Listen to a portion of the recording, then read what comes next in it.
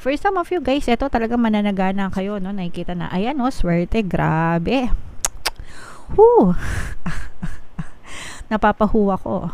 Swerte to mga kapiksi, no? Talaga mananagana kayo. Mararamdaman nyo yung pag-ikot ng swerte sa buhay nyo. Gemini, ayan, no? Parang sinasabi ng mga ni universe, anong gusto mo? What do you want? Tapos kung ano yung gusto mo, kung ano yung hiling mo, talagang ipagkakaloob sa inyo mga kapiksi.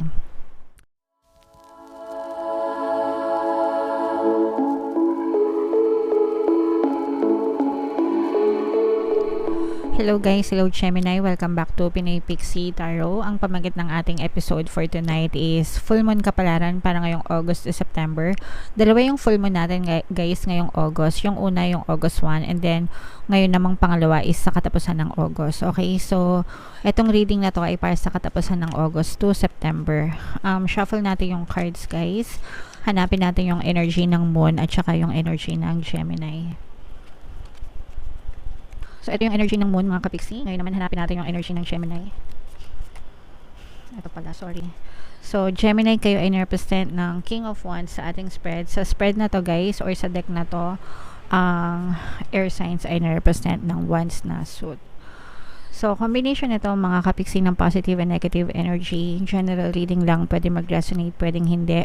Ang pangalan ng ating full moon ngayong katapusan ng August ay Blue Moon, isa rin siyang super moon mga kapiksi, and yung next na full moon naman ay sa September 29. So ang reading na to ay para sa period na yan guys. So sobrang positive ng nakikita nating energy mga kapiksi. Mayroon din tayong presence dito ng fire signs, Aries, Leo, Sagittarius, pero ito yung mga good karma nyo mga kapiksi, no? Ibig sabihin talagang bibigyan kayo ng rewards ni universe based on your good karma guys, and very progressive yung inyong pamumuhay. Ibig sabihin, pag progressive, no, umaandar, may movement, may pag-andar, may paggalaw. So, hindi kayo stagnant. Kasi pag stagnant or na-stuck, mapapansin nyo na tila walang pagbabago sa inyong buhay. Pero kayo, unti-unting nagkakaroon ng progress yung buhay nyo. And yan ay dahil sa pagiging responsible nyo sa inyong buhay, mga kapiksi. I'm sensing na yung iba sa inyo parang tumatayo talaga kayo sa sarili nyong mga paa mga kapiksi, and talagang kumikilos kayo on your own, independent baga, and yung iba sa inyo talagang you're taking charge of your destiny, ika nga mga kapiksi. For some of you, maaaring may mga bagong bagay na sinusubukan kayo, no? Parang you're willing to take risks para sa mga bagong opportunities or mga bagong bagay na sisimulan kayo. Pero ito, parang feeling ko naman hindi nyo ito minamadali, no? Kumbaga parang you're testing the waters. Kumbaga sinusubukan nyo pa lang. Kunwari, let's say for example, gusto nyo magtinda ng fish balls, ganyan. Parang sinusubukan nyo pa lang magtinda pa unti-unti, tapos titingnan nyo yung market kung marami talaga kayong matitinda, ganyan. And then kapag ka okay naman, I'm sensing tsaka nyo siya gagawing full blown or something like that, okay? Yun naman yung maganda mga kapiksi talaga, no? Yung parang simulan nyo muna and bigyan nyo siya ng enough time. Okay, and then kapag ka okay, edi ituloy nyo, push. And always think na maging okay siya para maging okay talaga. Para hindi masayang yung effort nyo. Kaya nga yung affirmation na binibigay ko sa inyo, everything always works out in my favor, no? Para talagang lahat ng gawin nyo, lahat ng resulta, puro positibo, puro pabor sa inyo mga kapiksi. Kapag palagi nyong sinasabi yan, talagang makakita kayo na lahat ng bagay na ginagawa nyo, favorable sa inyo yung results guys. Alright? For some of you guys, pagdating sa larangan ng relationship, no, nakikita natin na nagkakaroon dito ng appreciation. So, parang ina-appreciate, nakikita ng partner mo yung mga effort mo sa relationship, and na-appreciate niya lahat ng ginagawa mo. And for some of you, ganun din, no? Likewise, kumbaga parang nakikita mo na rin yung mga pag-e-effort ng person mo. Pero I'm sensing na yung iba sa inyo parang nag-hold back din at the same time, no? Parang nag-hold back kayo ng inyong emosyon. Lalo na kung I'm sensing na yung iba sa inyo, parang hindi nyo pa nakikita yung person na to. Parang ka-chat lang. online, ganyan. Tapos nanghihingi ng pera. Comment down below if nakaka-resonate kayo. Baka kasi may mga ganyan kayo na mga partner, no, na parang palagi siyang nag-chat, tapos palagi nanghihingi ng pera. So, red flag yon mga kapiksi.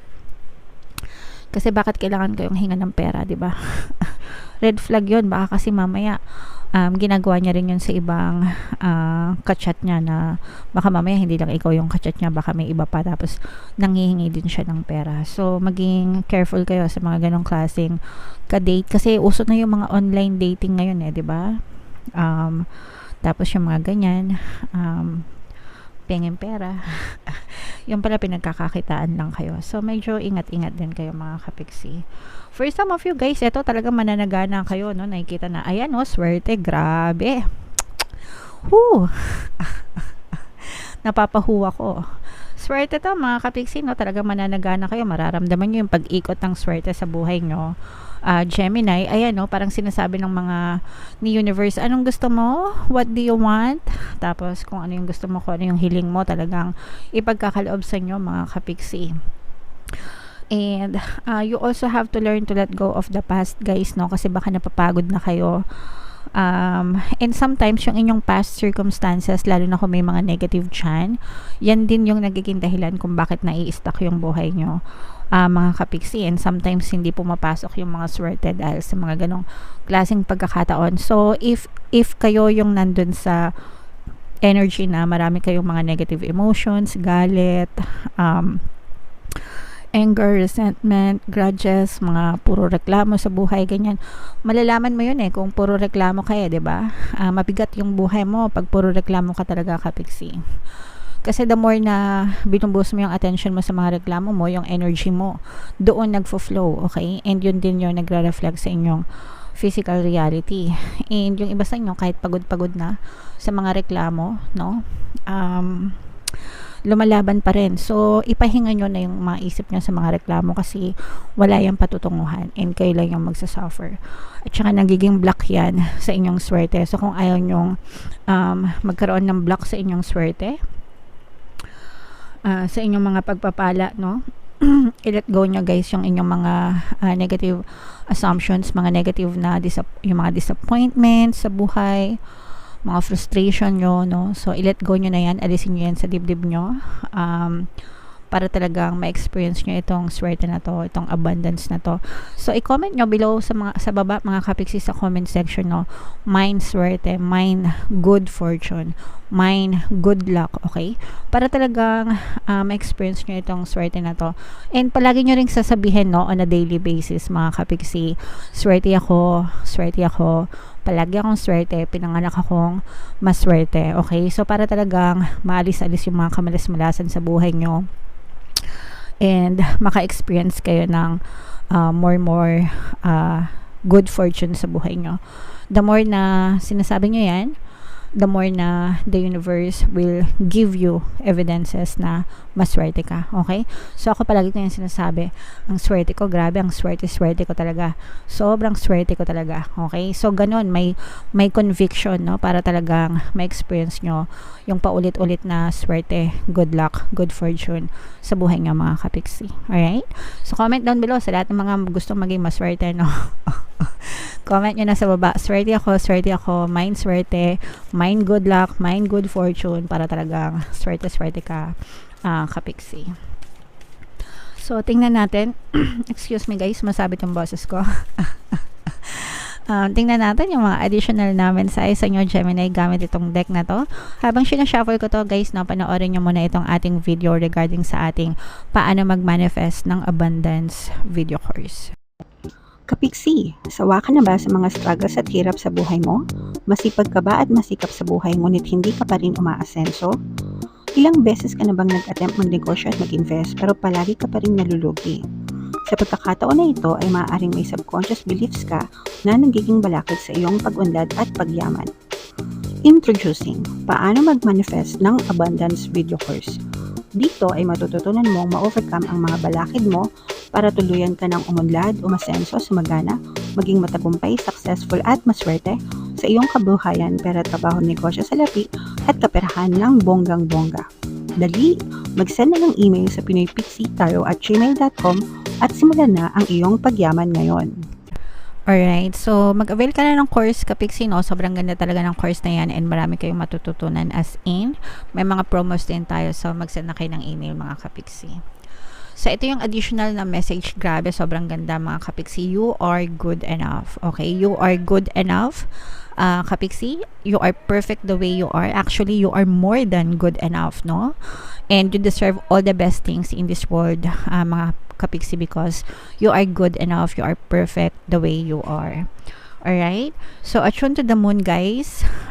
Gemini, find a balance between the cosmic and the mundane in your daily life. So kailangan balance lang palagi, guys, no? Palagi ko yan nire-reiterate sa inyo yung importance ng moderation, pagiging balance. You cannot appreciate light without darkness. And you cannot appreciate darkness without light, diba? So, hindi nyo ma-appreciate yon kung wala yung isa. Kaya, sometimes, okay lang din na may ma-experience kayo mga problema para ma-appreciate nyo kung gaano pala kaswerte kayo at kaganda ng buhay nyo.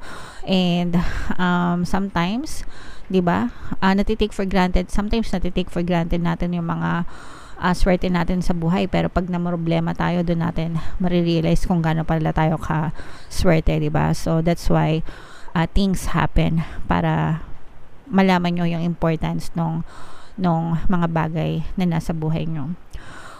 Worrying too much will attract more things to worry about. Yan yung sinasabi ko sa inyo, guys. The more na nagre-reklamo kayo, the more na bibigyan kayo ng evidence ni universe ng mga bagay na ikarereklamo nyo, ikawo-worry nyo.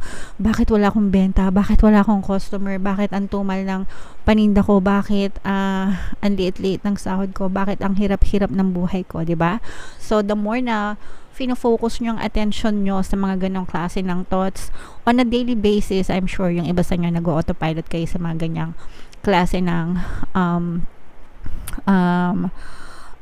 thoughts sa isip nyo, diba?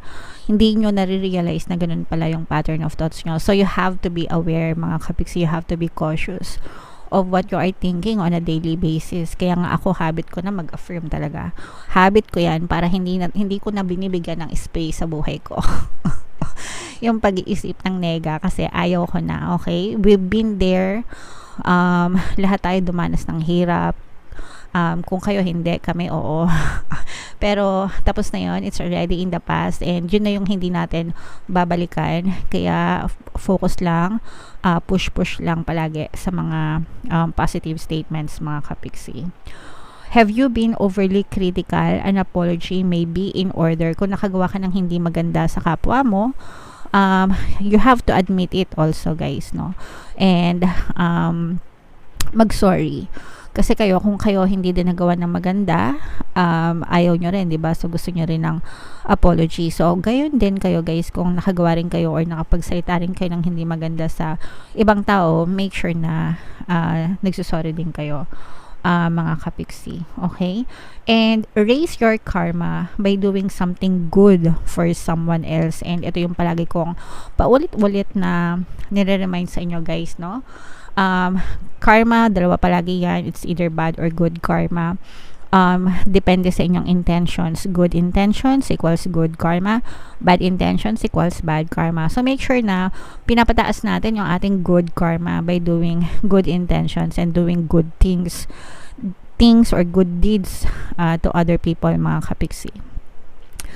And the more na ginagawa natin yun, the more na pinapataas natin yung level ng good karma natin, and the more na mas marami tayong good karma na marireceive from the heaven, guys. So make sure na you always raise your good karma, mga Kapixie. Good intentions tayo palagi. Alright?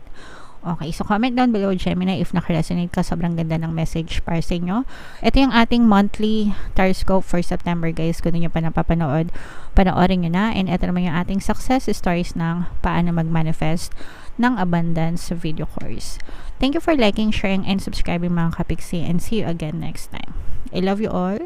Have a nice day. Bye-bye.